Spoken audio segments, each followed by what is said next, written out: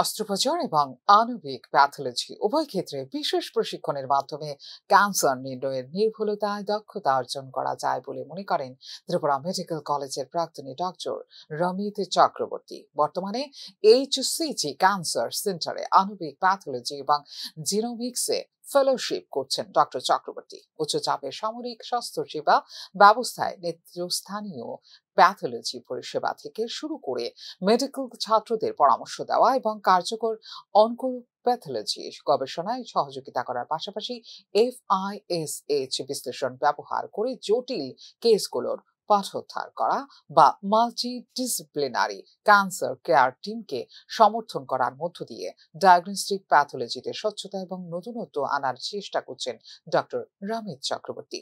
Histopathology, অনকোপ্যাথোলজি এবং molecular ডায়াগনস্টিক্সে প্রায় 1 দশকের অভিজ্ঞতা নিয়ে কাজ করছেন ত্রিপুরা মেডিকেল কলেজের প্রাক্তন এই ছাত্র।